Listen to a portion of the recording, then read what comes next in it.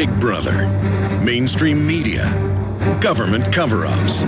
You want answers? Well, so does he. He's Alex Jones on the GCN Radio Network. And now, live from Austin, Texas, Alex Jones. I'm going to spend the balance of this second hour now detailing the controlled demolition of the third tower, the 47-story skyscraper that fell after 5 p.m. on 9/11 8.5 years ago. Why am I now going to do that? Because it not only gives evidence of government-sponsored terrorism, it shows how they put out a story that's ridiculous, but because the FBI, the police, the firemen can't believe the government's this evil, the government could say, we're going to blow this up, get everyone back, and tell hundreds of police this on video. And it was all over radio and TV, and then they came out and said, no, we didn't blow up Building 7.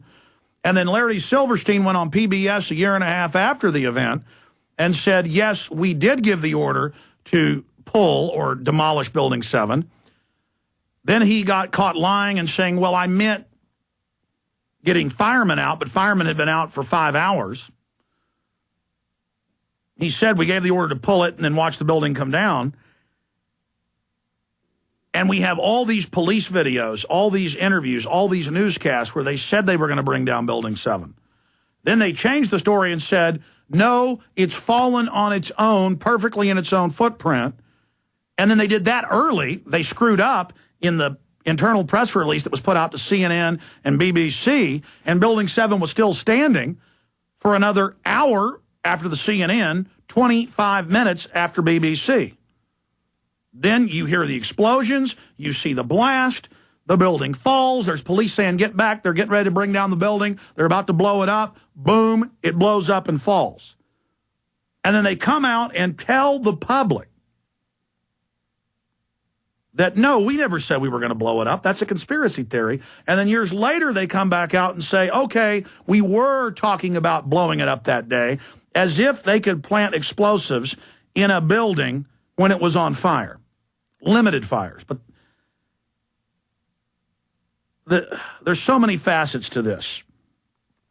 So what I'm going to do now is go over the article that spurred me to cover this today, because this is another mainstream admission by media that was there that day that, yes, indeed, Silverstein was calling the insurance company, discussing the controlled demolition of Building 7. And it's just from another source. There are hundreds of sources. I have not just played the CNN and Fox and local news clips of the firemen and police saying, get back. They said they're going to blow it up. They're going to bring it down. And those clips are coming up. It is to know that these reporters and the police and the firemen who weren't part of this would willfully then be told a ridiculous cover story and then play along with it for the last 8 years, saying that no one ever talked about blowing it up or they didn't blow it up. The official 9/11 Commission report and the NIST report is it fell from fire. Not hit by a plane, small fires on 3 to 4 floors. And they say it fell. And they've given 6 different reasons and changed it each time for why it fell.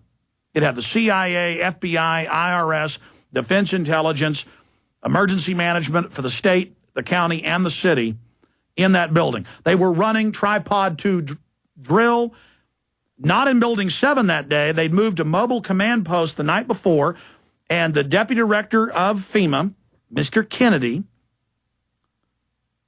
told ABC News that morning, well, we arrived last night for a terror drill.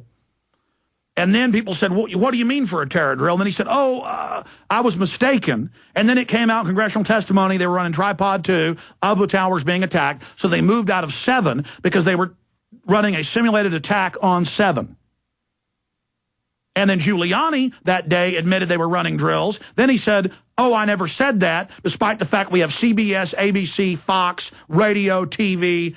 I mean, just incredible amounts of interviews. I think, 7 different interviews he did that day, saying, yes, Luckily, we were out of Building 7 because we were running a drill that day. So again, they lie on every front. That's a whole other issue. But I literally had flashbacks last night of all my research, of all these video clips of the police officers. We didn't just watch the videos of the cops saying, get back there, blowing up Building 7. We then went out and found, 9/11 Truth went out and found police officers. I've interviewed 5 of them who were there and heard the countdown or were told get back, they were going to blow it up. When you're in Manhattan, people walk up when you're holding up 9/11 Truth signs, businessmen and women, firemen come over and pat you on the back and say, we know the truth, but we're too scared to speak up. You know, we heard them say they were going to blow it up. I mean, I was going to the pizza place at 4:30 in the afternoon. I had been on Genesis all day on other shows, continued coverage, back at the time, 8.5 years ago. And I heard ABC News on the local news affiliate, 590, the station we're on, saying, oh, they're looking at demolishing Building 7 so it doesn't damage other buildings. I mean, you heard it. You saw it. How many videos and audio is there of this? Then it's a clear controlled demolition, and Silverstein comes out and says, we didn't blow it up. But previously said they did blow it up. And then you get a Fox News reporter going, look, I was there. I was with the city officials. I was with the power company and the Port Authority. And yes, Silverstein called the insurance company and wanted to demolish it. But we decided not to. But then it just magically fell. And they magically put an internal press release out that the building had already fallen because they had their coordination off an hour before it falls. I mean, we just absolutely open and shut. This is like catching a serial killer in the act of chopping up a little girl, and you go dig in their backyard and find 20 bodies. And then you find videotapes of them dismembering people. I mean, it's absolutely open and shut. And what does it say about the FBI? What does it say about the Defense Department? What does it say about the NYPD? What does it say about all of these people and how cowardly the average American is that these cops and firemen would know they blew up Building 7, and the majority of them have kept their mouths shut about it, knowing it killed their colleagues in Tower 1 and 2. I mean, how mega evil is this? How much worse can it get? What are we expected to accept next? And so when we wrote this big article for Infowars.com and PrisonPlanet.com, in the early morning hours, I couldn't sleep after I read this. I've been fully up since 2:30 in the morning. And I saw this, I guess, at about 10 at night.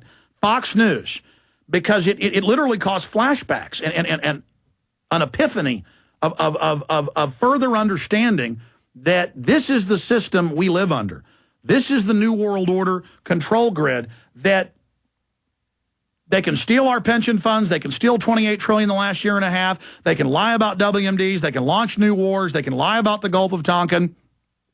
They can do whatever they want because the public will not face up to evil. They are just ready to buy into any asinine fraud. And again, just covering Building 7, which is the biggest smoking gun, is only one of hundreds and hundreds and hundreds of points that all prove this thing was a complete inside job. From government documents where they were calling for staging attacks to blame it on foreign enemies, where they did it in many cases declassified. The hijackers trained at U.S. military bases. The list goes on and on and on. There are just countless examples of this, how the entire story is a fraud. But what got me so upset was seeing another big, high-powered reporter just wade into the PSYOP and just take part in this. It's thoroughly disgusting.